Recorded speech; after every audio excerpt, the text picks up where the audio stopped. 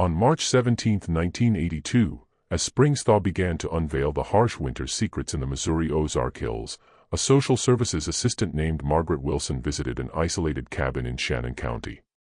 What she discovered would forever alter her understanding of the extremes of social isolation and the consequences of institutional neglect in America's rural communities.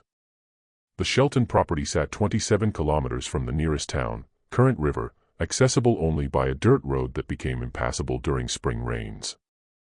The family had lived virtually without contact with the outside world for over 3 decades.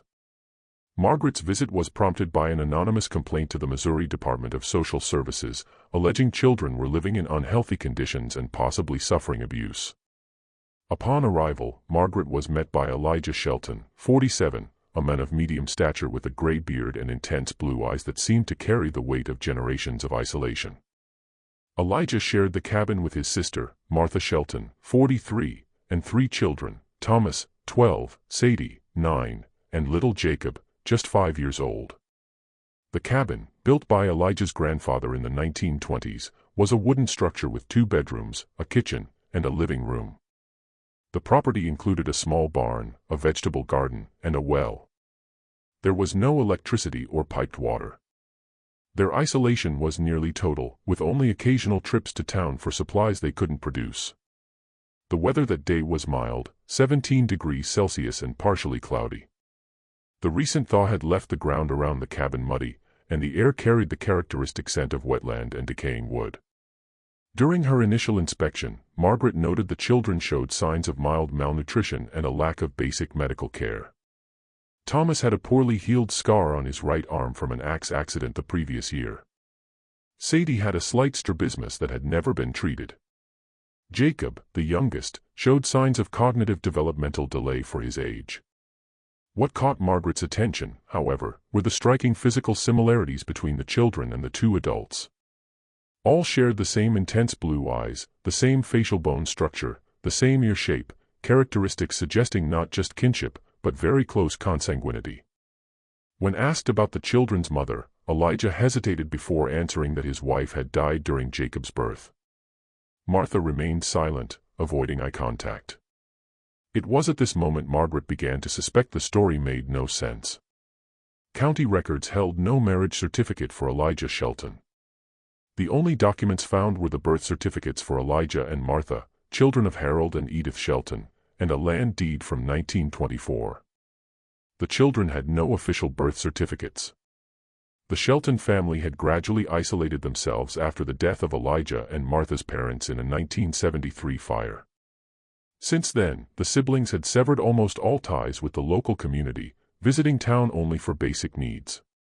Current River residents described Elijah as a reserved, suspicious man who avoided prolonged interaction. The first suspicions that Martha might be the children's biological mother began to form in Margaret's mind as she observed the family dynamics, how Jacob clung to Martha's skirts, how she intuitively knew each child's needs, and how her gaze revealed a deep maternal bond that surpassed that of an aunt. If you want to follow more cases like this that shake society and reveal hidden truths, subscribe to the channel so you don't miss any investigation. The formal investigation into the Shelton case began on March 24, 1982, 1 week after Margaret Wilson's initial visit.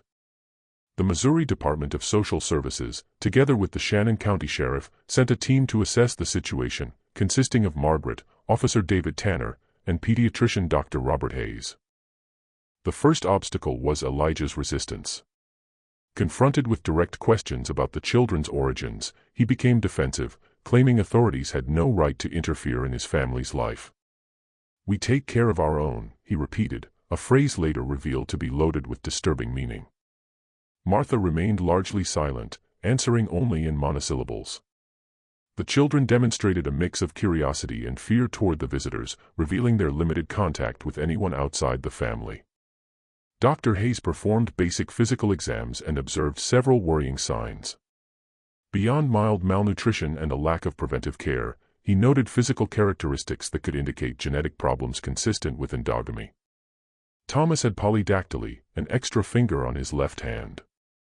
Sadie had dental development issues, and Jacob showed signs of cognitive impairment more severe than initially perceived. These signs, observed in isolation, can have various causes, Dr. Hayes explained in his report. But when observed together, added to the shared physical traits and family isolation, they raise serious concerns about possible consanguinity. The investigation intensified when the team accessed the family's scant medical records. In 1970, Martha had been treated in a neighboring county hospital following a domestic accident. The attending physician noted she was approximately 3 months pregnant. Yet, there was no record of any birth or adoption that year. A deeper search revealed a pattern. Martha had been seen at different regional hospitals in 1970, 1973, and 1977, years roughly corresponding to the births of Thomas, Sadie, and Jacob. Each time, she used different names, but basic physical descriptions and medical data indicated it was the same person. The investigation hit a significant obstacle when Elijah, sensing the direction of events, barred investigators from the property.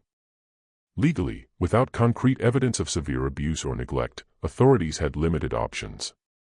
It was then that a crucial witness emerged, 83-year-old Sarah Jenkins, who lived about 5 kilometers from the Shelton property. She contacted Margaret after hearing rumors of the investigation. Sarah revealed she had been a friend of Edith Shelton and had maintained sporadic contact with the family even after their isolation. Edith always feared something like this would happen, Sarah said. Harold kept the family isolated, saying the world was corrupt and they could only trust their own blood. When they died in that fire, I tried to help the children, but Elijah was already too much like his father, suspicious, hostile. Sarah revealed that during a 1971 visit, she noticed Martha was visibly pregnant. When she questioned it, Elijah expelled her from the property and forbade her return. I should have done something then, Sarah lamented. But who would have believed me? And where would those children have gone? The system doesn't take good care of our own here. Sarah's testimony provided crucial context, but not definitive proof. A turnaround occurred when an agent reviewing birth records discovered that Elijah and Martha's parents, Harold and Edith Shelton, shared the same surname before marriage. Subsequent investigation revealed they were first cousins. This isn't uncommon in isolated communities like this, explained a local historian consulted by the team. In the early 20th century, many families in mountainous regions lived so remotely that marriages between close relatives happened out of necessity. In some cases, it became almost a family tradition, justified by beliefs about blood purity. This discovery shed new light. This wasn't just a possible incestuous relationship between Elijah and Martha, but potentially a pattern of generational endogamy that had intensified. The team developed a new theory. Elijah and Martha's parents, already first cousins, transmitted isolationist beliefs to their children. After the parents' deaths, the siblings, already socially isolated and possibly influenced by distorted ideas of family and purity, entered an incestuous relationship resulting in 3 children. The investigation briefly stalled when a local resident claimed to have seen a different woman on the property in the early 1970s, suggesting a possible third person. However, follow-up revealed the witness had likely confused the property or the date. Sheriff John Pearson began considering a court order to collect DNA samples from the children and adults, but the legal process was complicated by the lack of conclusive evidence justifying such an invasive step. We have to act carefully here, argued the sheriff. These people have lived this way for generations. To them, this is normal. If we invade without concrete evidence, we may lose any chance of helping these children. The investigation reached an impasse that lasted months. During this time, social services maintained regular visits, monitoring the children's well-being and gradually trying to build trust. The real breakthrough came in September 1982, 6 months after the investigation began. During a routine visit, Margaret noticed Jacob had a high fever and signs of a severe respiratory infection. Despite Elijah's resistance, she convinced him to allow the child to be taken to the hospital in West Plains, the nearest large town. At the hospital, Dr. Michael Brennan, a genetic specialist consulted on the case, performed more in-depth exams with Elijah's reluctant consent. Jacob's results revealed multiple subtle congenital anomalies that, together, formed a pattern consistent with a high degree of consanguinity. The genetic markers we are observing here, Dr. Brennan told the team, are typical of children born from relationships between first-degree relatives. This shows excessive homozygosity even for first-cousin relationships. During Jacob's 2-week hospitalization for pneumonia complications, Martha remained constantly by his side, demonstrating striking maternal care and anxiety. Exhausted physically and emotionally, she finally began to open up to Margaret one night.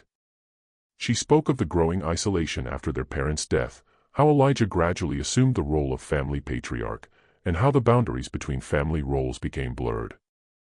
"We didn't know anyone else," Martha confessed in an almost inaudible whisper. "Elijah said the outside world wanted to separate us, to hurt us. We could only trust each other." While she didn't explicitly admit to being the